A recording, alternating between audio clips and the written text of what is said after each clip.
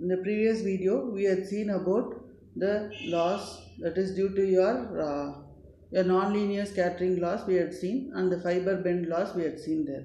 Now we will see about the dispersion loss. So dispersion is mainly, name itself tells disperse. Disperse means when a light is going to be propagated inside the fiber medium in the form of short pulses, the pulses as it travels through the fiber, it gets broadened up. So here in this case, the widening of the pulse is going to occur when it travels through the fiber there. So this widening of the pulse is going to be called as the dispersion. The power is going to be dispersed in time. So when the power is going to be dispersed in time, the pulse spreads out as a wider time interval there. So we say that the dispersion is nothing but it is going to have a limitation on the optical signal transmission bandwidth through an optical fiber there. So here a widening of the pulse is going to take place as the light is going to travel along the fiber there. So when a short pulse of light is going to travel through the fiber, its power is going to be dispersed and in time, and so that the pulse is going to spread into a wider time interval there. So there are basically four sources of dispersion in your optical fibers. One is modal dispersion, the other one is a material dispersion, third is waveguide dispersion, and fourth is nonlinear dispersion there. So here your material dispersion and waveguide dispersion are nothing but the examples of your chromatic dispersion there, and both are frequency dependent. But waveguide dispersion, again your waveguide dispersion is going to be frequency dependent on the propagation constant beta of a specific mode. So here in this case, each mode is going to have a propagation constant, where this propagation constant is going to be frequency dependent, and because of this frequency dependence we are going to have a waveguide dispersion to occur due to the waveguiding effect. So here we are going to call the combined effect of a material and waveguide dispersions of a particular mode. If I am going to take a particular mode, the combined effect of this material and waveguide dispersions are called as intramodal dispersions there. So here your dispersion is going to be caused. So when I am going to have the light rays, so your optical fiber, suppose for example I am going to consider an optical fiber there. So your optical fiber, so suppose one ray is going to travel at this rate, this instant, so it is going to travel at one path there. Next, when I am going to have another light ray that is going to be incident at this point, and this is going to travel at another velocity there. So similarly, a third light will travel at another velocity. When all these light rays reach at the receiver end, here in this case, it will have a difference there. So it takes different paths during the propagation of the light. As a result, when it is going to be received at the receiver side, your light is going to be dispersed. So here in that case, there is going to be a pulse spread out in the time domain there. So we say that the dispersion is going to be caused by the difference in the propagation times of your light rays. That is going to take different paths during the propagation there. So as a result, there is going to be a pulse spread out in your time domain. So here, the first case we had seen that we are going to take two pulses at time t1. So I am going to have two pulses at time t1, which is clearly distinguishable there. Then in that case, then next this pulse is going to be propagated along the fiber. So when it is going to be propagated along the fiber, here we are going to see a time interval t2. So T2 is going to be greater than your T1. So slightly there is going to be an overlap, but still we are able to distinguish the pulses there. Again, at time interval T3, we are going to see what is going to be the status of the pulse. So in this case, your T3 is going to be greater than T2. So here slight mixing has happened, and again but barely we can distinguish it. And at the fourth pulse, that is at time interval T4, your pulses are not distinguishable. That means that you are going to have a widening of your pulses to occur in time domain. So your x-axis is your time domain. So along the time domain, you are going to have the pulses to be broadened, and we are not unable to distinguish the pulses. So here this can be defined in terms of information capacity. So information capacity is nothing but it is your bandwidth into distance product there. So bandwidth, the unit of bandwidth is going to be megahertz, and your distance is going to be kilometers. So for a step index the fiber, your bandwidth distance product is going to be 20 megahertz kilometer there, and for graded index it is going to be 2.5 megahertz kilometer. So next is we are going to see what is meant by group delay.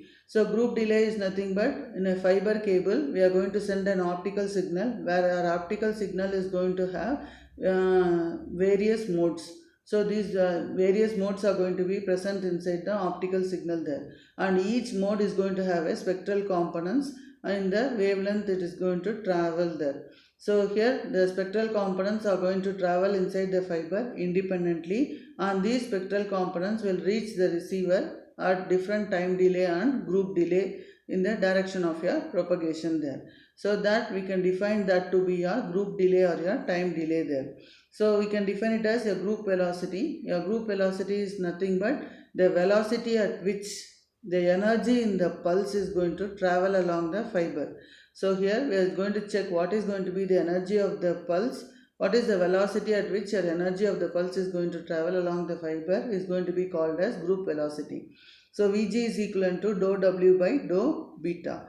So here we are going to have a different frequency components are going to be present in a signal. So when different frequency components are going to be present in a signal, we are going to have different group velocities.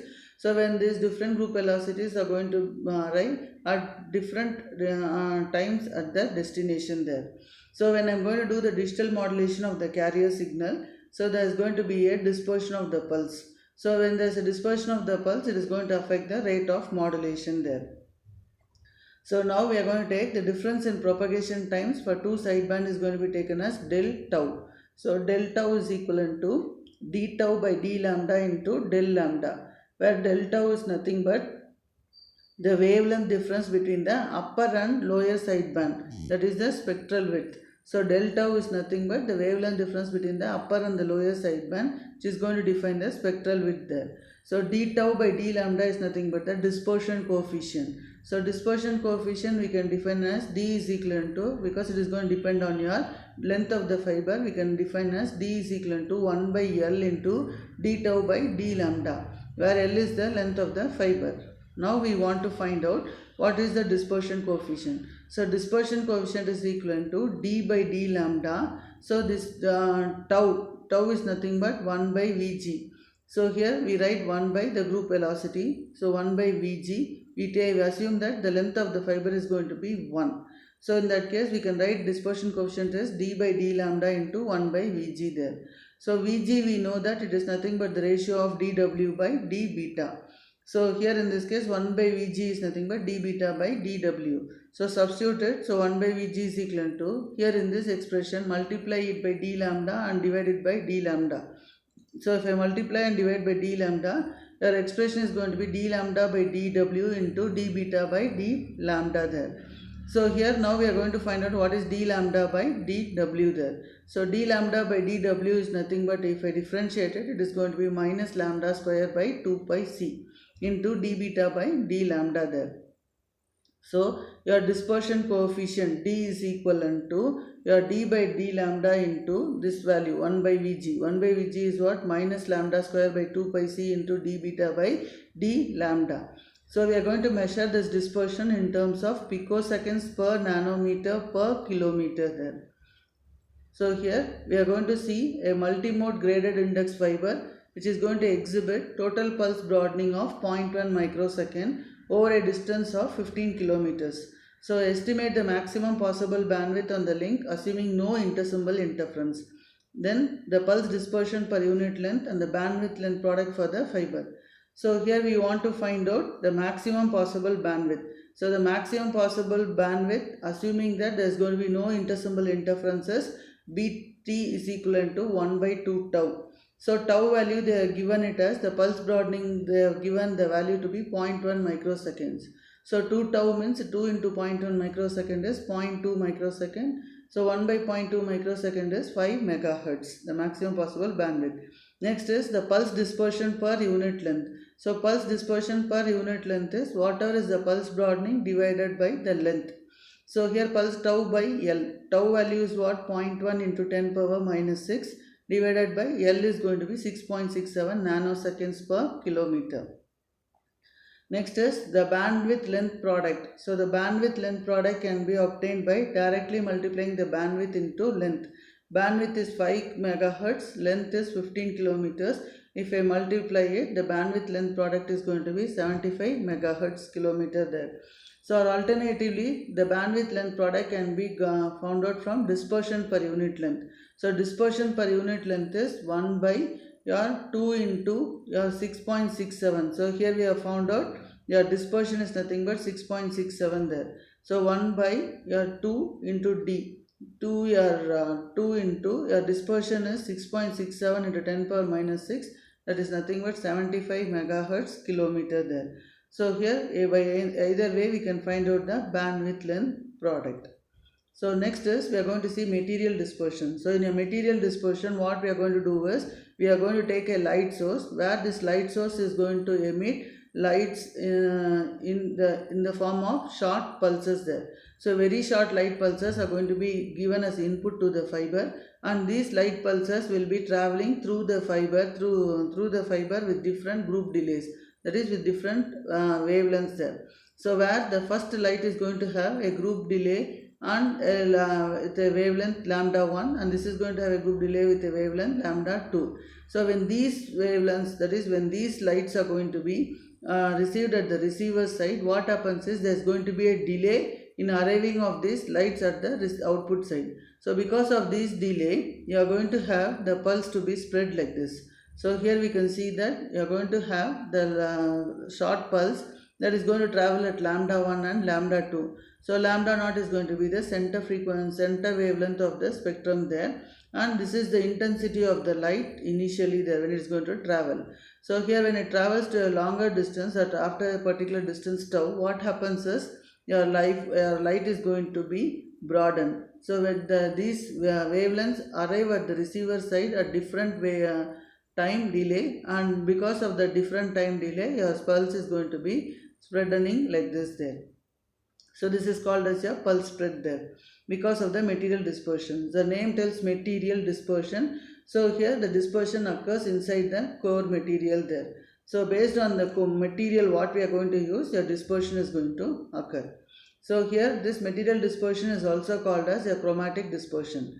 So this chromatic material dispersion is going to occur due to the change in index of refraction for different wavelengths. So here the light is going to travel at different wavelengths. So for different wavelengths we are going to have different refractive indexes, and these refractive indexes is going to be a function of this wavelength. So as a result we will be having this dispersion to occur. So a material induced dispersion for plane wave propagation in a homogeneous medium of refractive index n is going to be given as your tau mat is equivalent to L into d beta by dw, that is your velocity, group velocity there. So yeah, we know that d lambda by dw is nothing but minus lambda square by 2 pi c into L into db by d lambda there. So here your d by d lambda, if I am going to take it out, your beta is nothing but 2 pi by lambda into the refractive index of the material there, that is n of the lambda. So here if I am going to differentiate it, you are going to have the expression to be L by C into n minus lambda into dn by lambda. So this is the material induced dispersion formula there.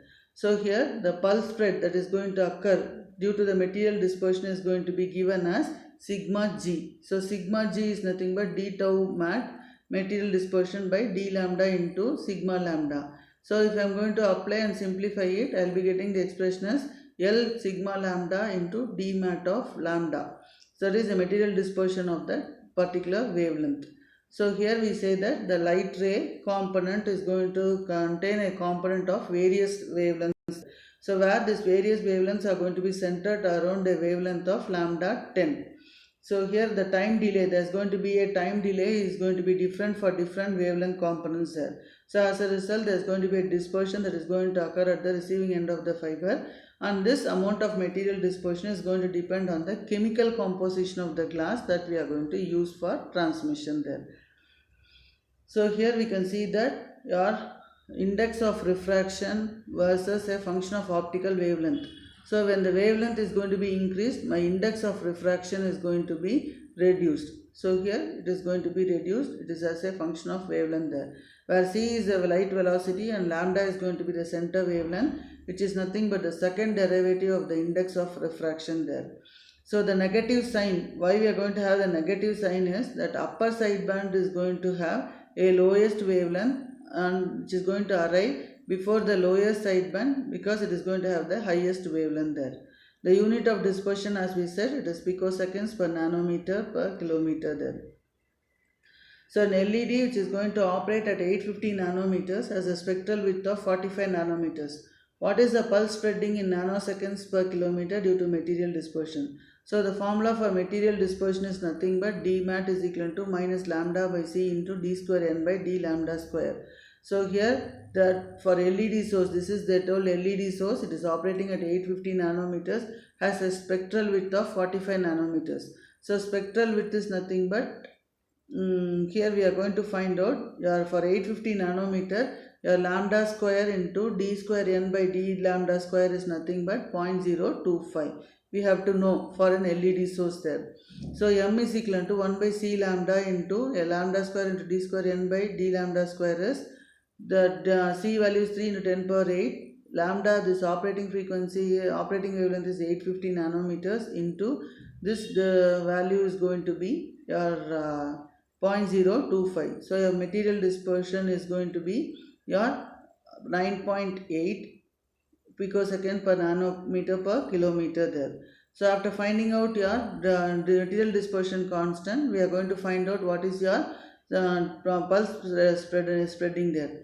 Your pulse spreading is nothing but your spectral width 45, that is your sigma, into the length of the fiber is going to be per kilometer into the material dispersion 9.8. So that is going to be 441 nanoseconds per kilometer. So this is how you have to calculate your material dispersion. Thank you.